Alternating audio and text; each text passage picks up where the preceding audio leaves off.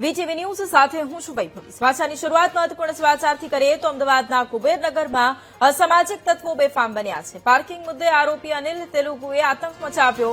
જૂની અદાવતમાં વેપારી પર લુખા અનિલે હુમલો કર્યો છે। વેપારી પર હુમલો કરી આરોપીએ જ્યુસ સેન્ટરમાં તોડફોડ કરી। દુકાનનું કાઉન્ટર, એક્ટિવા, બાઇક અને સીસીટીવી કેમેરામાં તોડફોડ કરાઈ। પિતા અને દીકરાને જાનથી મારી નાખવાની ધમકી આપી આરોપી ફરાર થયા। પોલીસે ગુનો નોંધી ફરાર આરોપીઓની શોધખોળ પણ હાથ ધરી છે। તેના સીસીટીવી ફૂટેજ અત્યારે સામે આવ્યા છે।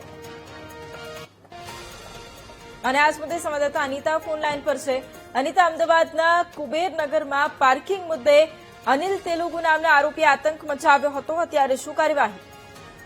હજી પ્રકારે કુબેરનગરમાં એક જૂની અદાવતમાં વેપારી પર જુલેન હુમલાની ઘટના સામે આવી છે, જેમાં પાર્કિંગ બાબતે તેઓની વચ્ચે છેલ્લા ઘણા સમયથી વિવાદ ચાલતો હતો। તેની અદાવત રાખીને અનિલ તેલુગુ નામનો એક વ્યક્તિ જે ત્યાં આવ્યો હતો અને તેણે જે તેમની દુકાન હતી ચાંદની જ્યુસ સેન્ટર, ત્યાં તોડફોડ કરી હતી। એટલું જ નહીં, 90,000નું તો નુકસાન કર્યું હતું, પણ સાથે જે વેપારી હતો તેની પર પણ લોખંડના સોયા વડે હુમલો કરતા વેપારી ઈજાગ્રસ્ત થયો હતો અને તેને સારવાર માટે હોસ્પિટલ કરવામાં આવ્યો હતો।